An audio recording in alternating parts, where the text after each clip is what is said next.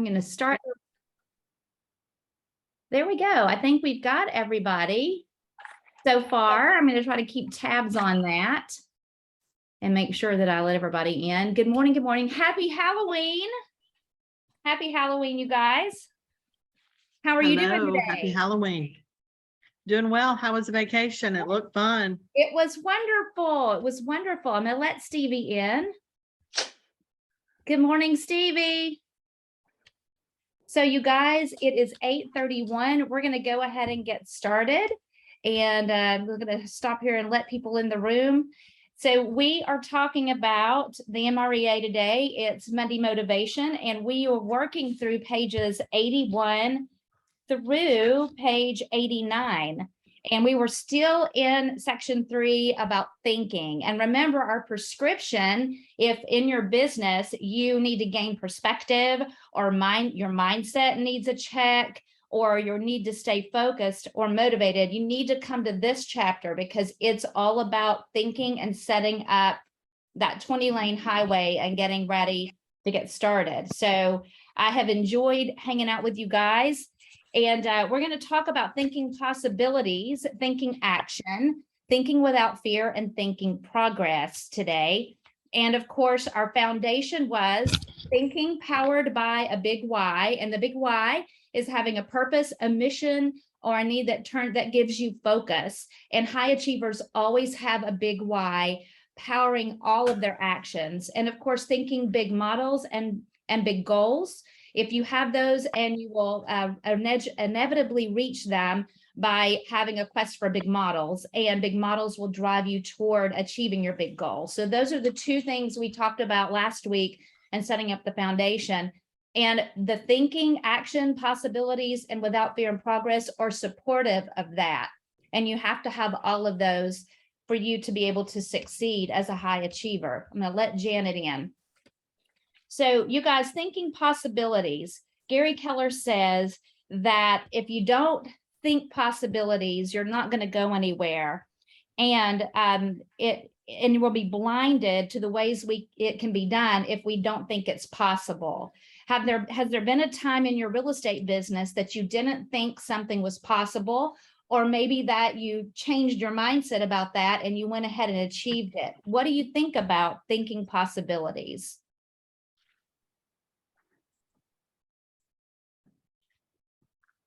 You might have to take yourself off mute.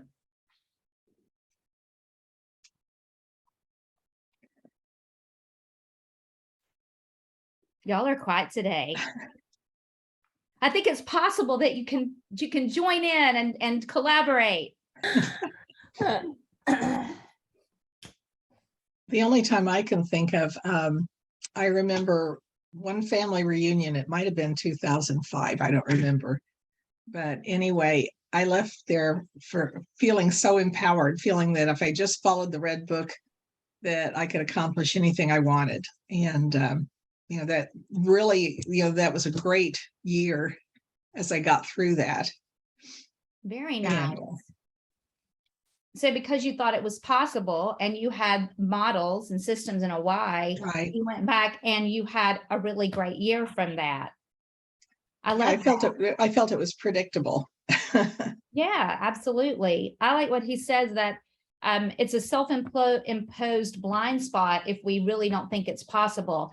And I started reflecting on that, thinking maybe we think things are possible, but do we really think they're possible? If you dig down in it and you really reflect on the possibilities, is that something that you really think? So I think that the 3 stages that Gary says on page 82 of thinking possibilities is nothing is possible, number 1, something is possible, or anything is possible. And he said for most people, nothing is possible. The majority, a lot of people think that nothing is possible. And then of course it's not going to be. If you've ever read Napoleon Hill's Think and Grow Rich, it kind of goes along with this and how you think. If you think it's possible, it can happen for you.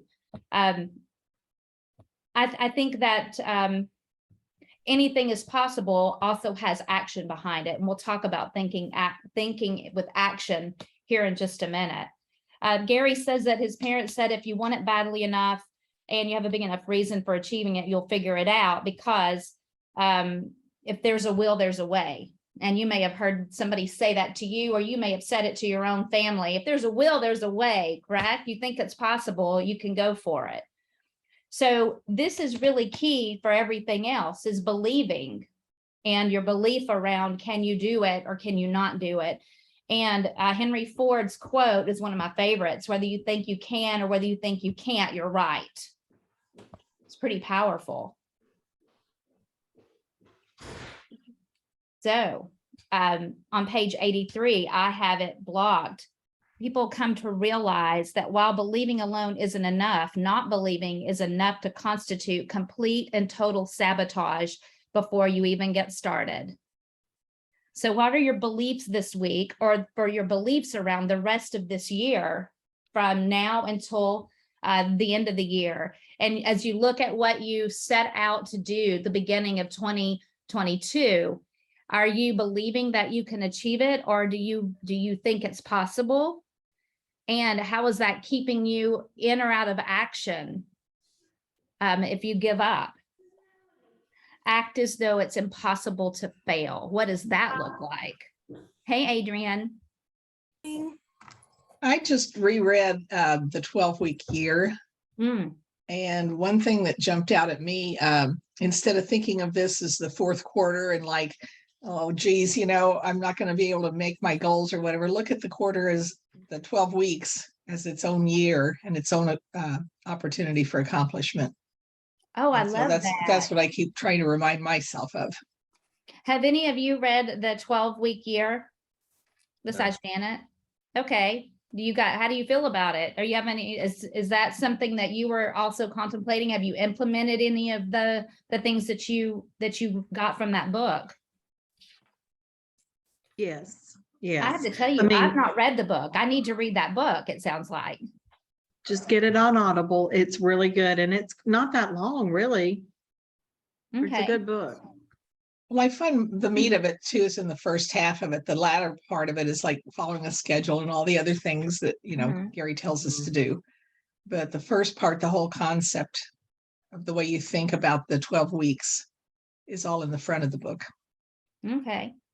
Well, it reminds you too, Sally, that there could be a lot of wasted time in 12 months, because when you think you have 12 months to get something done, you know, you think, oh, I've still got time. But when you look at it in 3-month chunks, it gets you moving faster, gets you moving more. Gets you into action, right? You think it's possible. Because I don't know if you think about the title, the 12-week year, right? I mean, you automatically go into some judgment around that. I mean, I did. I'm going to be truthful. You know, it's like, what does that look like? So I think it's thinking it's possible, first of all, and believing, and then putting the action in behind it. So it sounds like a great book. I know one of the things that he talks about in Thinking Possibilities, he goes back to that movie Castaway, and how the box with the angel wings on it was sort of it was his hope. It was his thing to strive for, that he could survive. And he focused on that. It was kind of a big why at the moment, right? So he thought there was possibility, but it took him a long time to get into action part of that, to drift out into the water and take a chance based on wanting to survive. And he knew he began believing it was possible, and he was purposeful in that. And so that segues into the think action on page 84. And on here, Gary says, shut up, get up, and giddy up. So, and the problem, and I highlighted and circled this part. The problem for most is that they assemble everything they need to pursue success, and then instead of actually pursuing it, they leave the raft of their salvation on the shore and decide to think about it some more. They hide behind continual inaction while calling it something else altogether. So it may be additional research, it may be more planning and more preparation, and more plainly, it's just procrastination. And I often see this with people when I talk to people. that, and don't get me wrong, you need to think, right? Gary tells us to think first. However, sometimes you can continually use that as a procrastination for getting into action and stopping yourself from building the raft and following the angel wings, taking the angel wings out into the water, right? To be rescued. You sit on the shore. So any thoughts about getting into action? Well, as a high C and a perfectionist, I find myself having to really fight that all the time. True. I love how you brought that disc profile into that, because some of us have within us the need to do that more than others. And some will just run out with the raft without even preparing or figuring out how to build the raft. So there's the spectrum on both ends of that, right? Not thinking at all and then thinking too much. So you have to just watch if you're getting into action without thinking, or if you're thinking too much and no action. So that's a great point, Janet. Because some people will have a natural sense of urgency and need to be decisive around things. And the models are what helps us to feel comfortable with that, with the set of actions. Because Janet, you mentioned that you felt like you had a set of things that you could accomplish because you had a model to follow when you left that family reunion that you mentioned. So sometimes the action doesn't seem fun, right? It's a sequential thing. And Gary Keller says, sometimes you have to get comfortable and be in the habit and know that it'll be a boring routine over and over for a lot of people. And when you do that time on task over time, you will be successful because the models are there to prove that. So any other thoughts around that? Did you guys highlight something, underline something that resonated with you about thinking action in terms of being successful? Hey, Sally. Yes. First of all, I'm grateful to be a part of this today. I don't know why I haven't been here before. I mean, it's been crazy, but I like the idea of, think action and like maybe writing down the think first, like writing down what your obstacles may be or what your challenges may be, and then kind of like researching like what really is the problem for the action. And then if you can figure out what those are, just take the action. And also going back to what you said earlier, as far as like, thinking you can do something and then actually doing something. I know that like in my life that when I feel like I can't do something, I won't try and it won't happen. But when I realize I can do something, it empowers me to take the action. And things are, if we just realize we can start in small steps, I think that's important. Absolutely. I love that. So, and going there, saying, that you feel like you can do it, it makes you feel empowered, kind of segues into number 5 on page 85, think without fear. And fear of failure is our primary fear for most people. Thinking action, and they set out actually to take action. They cannot think without fear when they do that. Fear will also paralyze us. And as we move forward, and you mentioned obstacles, obstacles sometimes will make people stop and not go forward because it makes them, I guess, the confidence might fall a little bit, or they may be second guessing whether they made the great decision to take action, and fear will set in, and that will stop us from moving forward a lot of times. So I think fear is a big one. Thinking without fear is something we have to constantly work on. I saw Adrienne. Adrienne's got her hand raised. Hi, Adrienne. Happy birthday. Oh, thank you. Fear for me, and I heard this years ago, is false evidence appearing real. Yes. So anytime that I have fear, I really kind of analyze, is it really something to be fearful of, or is it just something that is an obstacle because of environment, my thoughts, whatever, but most of the time it is false. And I just remind myself of that false evidence appearing real. And it just helps me to move forward. And I like what it says on page 85.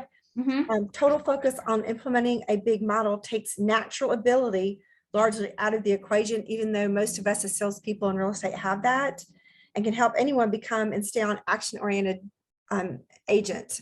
I actually had that underlined. And I think that even for me, that's really big to have the models, because I can follow a model without thinking, which puts me into my action. And it maybe keep you out of thinking fear because you're focused on doing the task that you know works. I love that. That's a great aha, Adrian. I appreciate you communicating and giving us that. That was a good piece. I have talking about failure. I've got a lot of things underlined. You have to take action. It is possible. If you do something, something's going to happen, right? And I think that people of fear of failure keeps us from trying, and setbacks happen. So a lot of times you'll hear people at Keller Williams will say, you either win or you learn. So we really don't call it failure, because anything that happens, it's an obstacle that occurs, is an opportunity for us to either change a system or a service category that we're dealing with in real estate, or examine what happened and grow and learn from that. So when you have something happen in your business, something goes wrong, don't look at it as a failure. Look at it as a learning opportunity, or an opportunity for you to increase your customer service and how you do that next time. Yes, Adrian. I don't know if it's a bold law, but fail forward. We heard that a lot in bold, and I absolutely love that, because that's exactly what you're talking about. There really isn't a failure if it's not in vain. So use that to help you go forward, fail forward. I love that. And it's really how you look at things. We've heard if you change the way you look at things, the things you look at change. I like the analogy of the skaters in the Olympics, and that the top skaters got in a gnarled up mess and they all fell, right? And the person that was in the very back, the last person, skated past and got first place. I bet they weren't expecting that. So, and then the person that would have gotten first place, the gold medalist, didn't let that whole catastrophe just go, well, we all screwed up and we're done now, right? Because this happened. And he thought, oh, I've got to hurry up. And he went ahead and took action without fear. Now, he didn't get gold, and he finished, and he took whatever happened and made the best of it, instead of sitting and analyzing it and saying, well, we've messed up. I like that piece of we didn't fail, we just learned. And next time, hopefully that wouldn't happen. So effort and persistence there. And going, I have no fear about calling people or knocking on doors. That is how you make business happen. And that was one of the quotes in here on the Millionaire Real Estate Agent, page 86. And then, so you might have to think about when you have all the ways to go out and lead generate, how are you being fearful around that? And is that fear real? Adrian says it's not. Well, it's not real. It's like Divergent.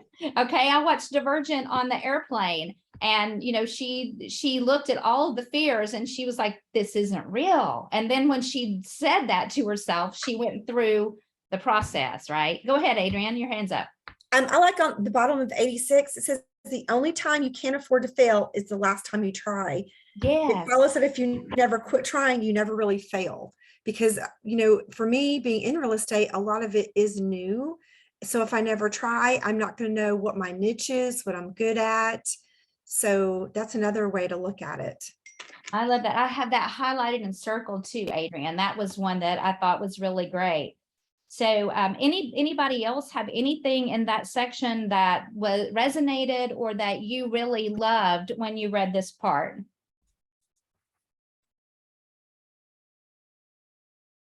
It also talks about fear being a motivator. It's the last paragraph there, the power and motivation that comes with when your greatest fear is not reaching your goal.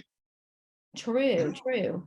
And that is a lot of times a big why for that. So having the big why will help you focus on what you have going for you. I love that too. All right, so let's move into thinking progress. So we've thought about our possibilities. We believed we can. We've gotten into action. We are kicking our fear in the ankle, right? We're recognizing and we're moving forward. We're just doing it. And now we've got to think progress. So millionaire real estate agents, those have been successful in business, constantly think about progress and how they're moving forward and about breakthroughs. And that's comes through effort and persistence. So it says statistically speaking, the more you try, the better your odds are at succeeding. So I wrote down that odds are 1,000 to 1 that somebody tells you that. They're meaning to tell you what? Don't go for it because the odds are 1,000 to 1 that you're going to hit it, right? But what they're really saying is that all you need to do is attempt that 1,000 times and you win. So it reminds me of the movie Dumb and Dumber. If you ever seen that movie, you know, he goes, what are the odds that we're going to be together? And she's like, 1,000,000 to 1. And he goes, so you're telling me I got a chance. So that's kind of this, right? It's the way you look at things. Totally not what she wanted him to take away from that conversation, but that's how he thought about it. So you have to think that way too. Think progress, and success is in the numbers. If you are consistent and build a great team around you, it snowballs. It's like the one thing where you chip away at that domino, and the domino sequentially makes a domino run. And we look at the how you win a little bit at a time. I love the story about the two groups that were creating pots. Did you guys love that? Oh, yeah. I mean, That's the first group was told you have to make one perfect pot. You have to just make this perfect pot. And the second group had to make a quantity of pots.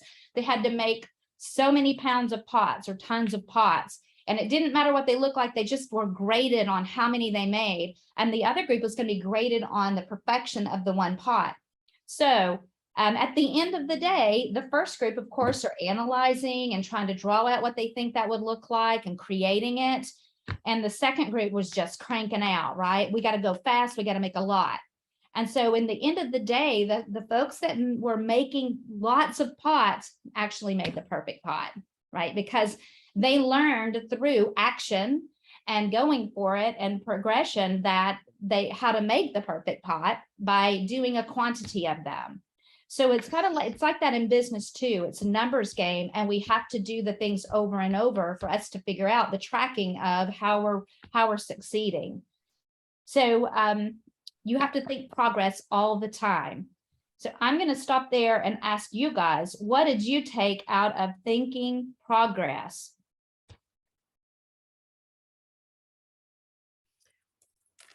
So Sally, I think, when I first started, we were told in so many of our classes, probably Ignite, we don't always have to have all the information just go do. And it's scary when you don't have all the knowledge to go and meet with people and do a presentation. But I think that's part of it. That's our progress. We're learning as we go, because if we wait to make that one perfect pot, honestly, it's never going to happen. So it's kind of like that perfect presentation is what I'm hearing you say, Adrienne. Like, you want to make sure that listing presentation is perfect, and you may not be practicing it. So I think there's a guy that's in Keller Williams that has a listing appointment on his calendar every day at the same time. And his goal is to put an actual listing appointment in that time slot. And if he's not successful with getting a listing appointment in that time, he does the listing appointment with himself in a mirror. And so by doing that, he's practicing his listing presentation. But I do think that, as you get started, getting out there and getting something together and getting into some action and in front of people, over time, you'll learn, you'll tweak that. But if you're waiting for perfection, I think you're right. You're not going to have that, and you're going to be in that fear, and you're not going to have action. So all of it kind of goes together. That was a great comment. Anybody else have anything about thinking progress? How are you using progress in your business, and how do you look at it every week, every month? What does that look like for you? This isn't answering. Oh, this isn't answering your question, but I think how when we're going through school, everything is geared toward perfection and not quantity, and it's geared away from learning through failure. And I think that's one of the things that we have to overcome as adults is getting over that. You have to have an A in everything you do. It's a good point. It's how our programming has been set up. right? I like Get to an A say, for being in an action. Go ahead. I like to say small is better than nothing at all. Yes, Bilani, I think I agree with that. And that is where we get, the 1% better every day. If we're just 1% better than we did before, that's an improvement. And we can track that, what we're doing every day. And the Millionaire Real Estate Agent, I have an arrow pointed to, does not see consequences in terms of positives or negatives. So it doesn't really think about that. It's that win or learn type of a thing. Mhm. So how are you going to look through these? We've got a couple of more for next week that we're going to talk about. We're going to talk about thinking competitively and strategically, and thinking standards and thinking service, which are important to building your business, and how the Millionaire Real Estate Agent thinks as we go through the rest of this chapter. And I wanted to tell you that I saw an email that we are going to have the Millionaire Real Estate Agent Business Planning Clinic next week. And James Barron, who's a great instructor, will be coming to teach that. And it works out beautifully with us going through the book for you to be able to go to that class on Monday. When is it? It's Monday, November the 7th. I believe Stephen told me it's from 9 to 2:30. Is there a cost? No, there's no cost. It's here in our office.